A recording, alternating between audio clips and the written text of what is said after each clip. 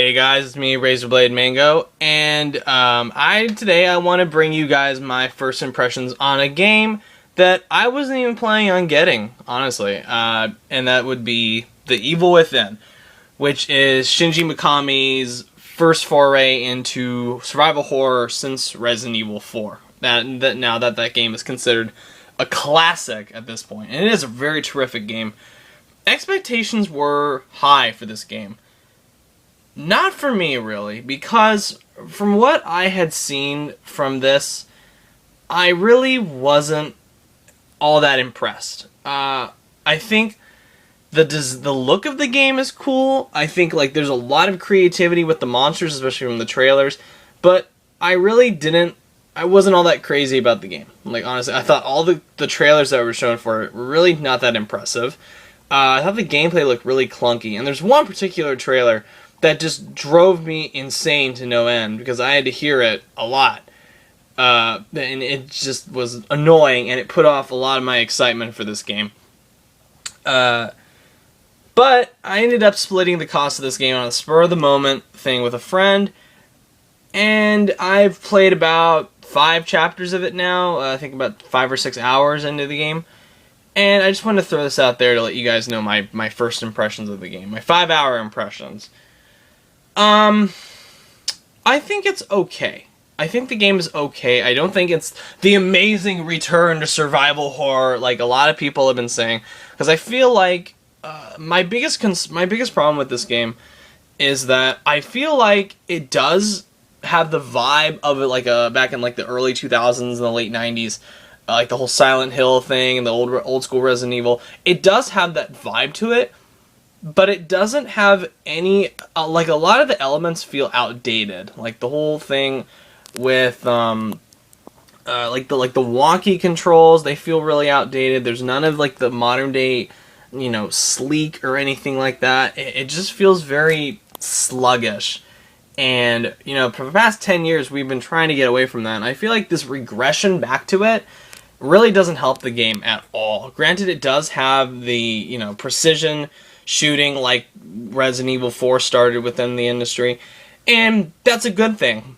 However, the targeting is nowhere near as good as it is in Resident Evil 4. I feel like the targeting sometimes is way off. There are points where I'm literally shooting something in the head and it doesn't register. So that's a big problem right there. That's a game-breaking bug. If that is a bug or just an odd design choice where you have to, I don't know if it's not registering. I don't know. It just irritated me when that happened. Another thing that I am, even 5 hours in the game, I'm still really annoyed by are the black bars. To give it this widescreen, cinematic look to it. I understand the notion of making games more quote-unquote cinematic, but for a game that requires you to see quite a bit in your field of view and to actually look at your surroundings, what's going on, this can be distracting as hell, and it is. It's gotten a little bit better now that I played 5 hours of it, but initially it just threw me off. I felt like immediately just shutting off the game when I first saw the black bars, because I just went, what the fuck, is that just for the cutscenes? And then when I started getting into the gameplay, I realized, no, they use the black bars the whole game, and it looks weird. I don't like this look. I don't like this idea of making a game look cinematic in this respect. I don't like the idea of making a game look cinematic at all, honestly. I chose not to release a video about this whole the whole 30 frames per second bullshit, but I'm gonna have a little bit of a rant with it here, because I feel like this is a problem that's within The Evil Within. Because it doesn't give the game a cinematic look. It just makes the screen tinier. That doesn't help me play this game, especially when I know they show icons in the black bars. So obviously, this was intentional. This wasn't a way, they made the visual fidelity, they scaled it down just so they could fit these black bars in. And I have to go, why? What point do the black bars serve other than to be quote-unquote cinematic? By the way, I'm not playing a movie. I'm playing a fucking video game. I don't want it to look cinematic. God of War 3 looks cinematic as fuck, and that I can see. The whole game fills my screen, and I have a big TV. So I don't want these black bars. I don't want games going in this bad direction now that we've had this whole Order 1886 and Unity bullshit where we're going, oh, we're trying to make our game look cinematic. Stop it. Stop coming up with this lame excuse. If you can't get the full maximum visual fidelity within the PS4's capabilities, which is sad at this point. It is really fucking sad. It makes me it pisses me off. But that's a rant for another day. Moving on with Evil Within.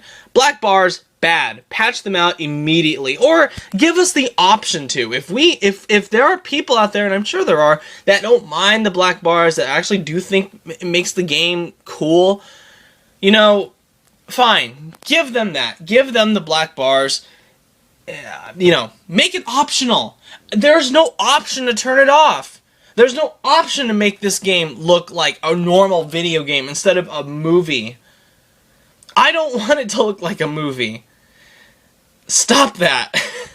Stop it. Patch that in immediately. Let us get rid of the black bars. And now I've spent, I don't know, like 5 minutes talking about black bars. How is the rest of the game? The rest of the game is actually not all that bad. It's a little bit better than I expected it to be. For instance, each game, it's not like the open world thing where you go from one area to the next and you have to keep moving back and forth between all these different areas. Each chapter is divided. It's dedicated to one specific area that you can explore to your heart's content. You can find all the little booby traps, disable them, and get more stuff. You can go back to a certain save area, which is called the Asylum, which actually is a neat idea, even though it requires a lot of backtracking to get really far in this game, which I didn't mind, because it gave it a more survival horror feel, where you have to constantly save and all that. And the fact that I forget the name of the track, but it's a really cool indicator as to where this save point is, because they play this like classical music over it. And I forget the name of the track, but it's very beautiful. It gives the game another kind of haunting vibe to it. It makes it very creepy and gives it an ethereal feel as well. That was a really neat little touch. Whoever came up with that deserves a pat on the back and a slice of the best pizza out there. They made the right choice with that. Not only does it give the game, like I said, the vibe, it also makes it easy to identify where the save point is. It's an audio clue, which is awesome. I also like actually, I gotta admit, I was expecting this game to like recycle a lot of different enemies, or to be the same crap over and over again. Go here, switch that on, do this.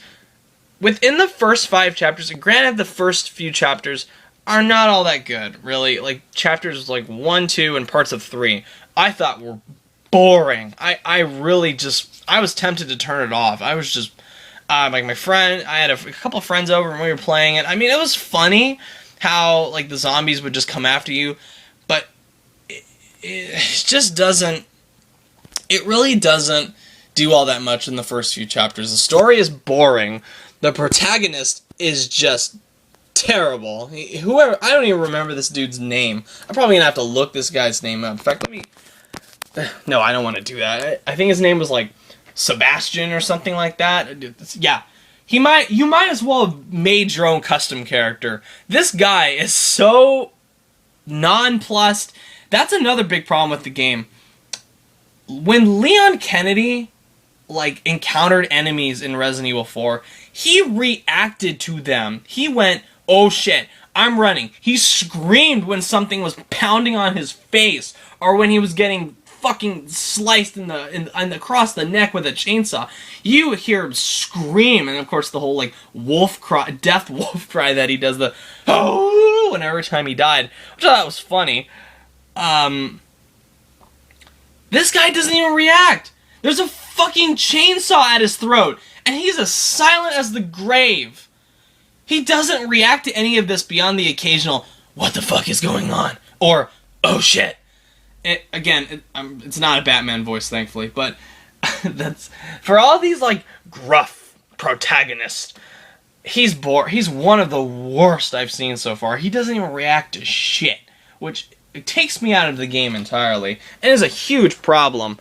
I also really don't like the story all that much. I think there's some, like, maybe if I'm like playing the chapter later on, we will get into something cool. The villains aren't really all that well defined. I mean, there's like generic enemies that I think are more memorable than the supposedly main villain so far. For instance, another compliment I can give this game is the enemy variety is superb. Every level introduces a new kind of enemy. Some are rather easy to put down. Some are rather challenging, and will take you a little bit to like master the basics of how you combat these guys and where to find their weak points. And it's a fun process. I mean, there's, for one example, there's these invisible enemies where you have to track them by like putting stuff in their way, like making a barricade. Like you can like make a barricade of crates or hospital beds in front of a door, and when the enemy like walks through the door, even though he's invisible, the items will actually spread apart like dynamically. Therefore, you have a key idea as to where the guy is, and you can take aim and fire and kill this guy. That is an excellent design choice that requires a lot of strategy. It gives the game, it definitely feels like survival horror, where you have to use all your assets and all the environment around you to survive. That is awesome. I love that. I also love some of the mini bosses in this game. There, of course, there's the guy with the chainsaw. Might as well have been the same guy from Resident Evil 4. He's pretty challenging. You can go at him with a couple different approaches. The easiest way is to just blast him in the face with a shotgun a few times if you have the ammo for it. There's one enemy in this game that I don't think like any of the enemies so far are like iconic, like a lot of reviewers have been saying. But, however, this is the closest it's gonna get, like, so far. Because it's this, like, 6 or 8 armed demon chick. They didn't really give her a name. Who can't be killed with ammo or bolts or anything. You have to, like, run away from her. You have to find ways to repel her off. That was terrifying. That shit made me fucking just go, oh shit! Run! Get the fuck out of here! Run! She's right behind you! And that is the essence of what survival horror should do. The essence of survival horror should be that you are yelling at your fucking TV going, run, run, run, shit, duck, duck, duck, move, move, move. That is fun. That's what survival horror is. I feel like that mini boss encapsulates that really, really well. Now on really like the bad side of another thing I don't really care for. While I think the art design of the game is impressive, the look of the creatures is incredible. The graphics themselves, because they had to sacrifice a lot of visual fidelity to get this like cinematic look, the lip syncing is pretty bad. The facial animations for the main character and like his sidekicks are not good. There's like a few glitches here and there that I think were annoying. There's like a wall clipping thing I ran into that makes aiming a pain in the ass. But I also really don't like how I'm trying to like get away from this, but how they sacrificed visual fidelity for like this cinematic look. This is a nasty trend, and I feel like doing another video about this, but then again, I could link you to like any number of videos on YouTube that have done this, so I'd really just be like, I would just be saying the same shit that everyone else has been saying, and I just don't really want to do that. I want to focus on stuff like this, like Evil Within, because I feel like this game is getting overhyped, honestly, and really not a lot of the reviews have been talking about this cinematic black bar, which I think is a big problem and a nasty fucking trend that's going to start cropping up in this generation of consoles. This needs to stop immediately. It's not good. It makes your field of view much worse, especially when in a game that requires you to see all the enemies. It doesn't do that with this. I also feel like the stamina bar. Oh my god, I hate the fucking stamina bar in this game. I hate it. It doesn't make any sense. It's insanely low. Like, this guy is a detective. He's been through fucking... He must have gone through a few boot camps before like, becoming a detective. You mean to tell me that he can run for only, like, 2 seconds in the beginning before he literally stops and has to, like... He's literally going, like, running. Say for example, the fucking, the chainsaw guy is coming after him. And this happened multiple times when I was trying the first few rounds against him. I was running from this guy, and all of a sudden, in the middle of nowhere, while this chainsaw guy is about to fucking saw him in half, Sebastien literally stops. You can't move him. He stops, you know, gets into the and he might as well have just, like, looked at the chainsaw guy and went, give me a minute. I'm trying to catch my breath. He stops. It doesn't make any sense. Why are you stopping when there's a fucking chainsaw guy about to cut you to pieces? Patch this out. Patch this stamina bar out. I know it's meant to be survival horror. Leon didn't have this. Leon was a badass. This stamina bar makes Sebastien into a fucking joke. He's a joke of a protagonist. So, end rant with the stamina bar. 2 things they immediately need to patch out. That fucking stamina, or improve. Patch out that stamina bar, or improve it. Don't improve the black bars. Patch them out. Give us the option to turn them on or off. Give us some kind of, you know, like, photo mode. Photo mode would be cool in this game. Do you know, like, they just added it into Shadow of Mordor. Put it in here. This is a perfect game to have photo mode with. I think every next-gen game should have photo mode, honestly. It's a wonderful trend that I support. It's one of the trends that I will defend it. Whoever targets photo mode, I will defend photo mode against anyone, because I think it's an amazing idea. Anyway, guys, I am going to keep on playing through Evil Within. I don't know if I'm going to do a review of it or not. As far as the reviews go, I might do one for Shadow of Mordor, because I have a few things to say about that. I decided to abandon the review for Destiny, because I feel like it's going to be the same thing, like I says, everyone else has been saying. Yes, there's some just baffling, wretched problems with the game. The story is one of the what little story there is one of the worst I've ever seen. That deserves a whole nother rant, but I mean, I might do one on that as to why the story is bullshit. Or this whole controversy about the complete removal of a story in that game. So no, I'm not going to do a review for that. You can go to any game website and see the same thing that I would say. However, I had an idea, like, a couple months from now, to do one like a where are they now video. Like, what has Destiny improved? What is Destiny still getting wrong within the next few months? Because it's been out for over a month now. I might do one, you know, like in January or late December. But then again, I have, like, other stuff to do during December, because it's gonna be holiday season. Yay! But anyway, I just wanted to throw my thoughts on Evil Within so far. Should you buy this game? My honest answer, just based on these first 5 hours, no. I don't think Evil Within is worth a purchase. I think it's worth maybe, like, a Redbox rental, or maybe, like, if your friend has it, you ask to borrow it from him, because really, once it's done, like, I can honestly see, like, once it's done, I really have no interest to go back and play it again. I will just, like, give it to a friend, or trade it in, or do whatever I want with it.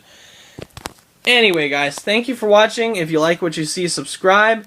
What are your thoughts on the Evil Within so far? Let me know. I'm definitely curious, because I feel like this game is getting overhyped, like I said, but, you know, I'm probably in the minority on this, because a lot of people have said it's an excellent game, and I just don't agree. I just think it's okay.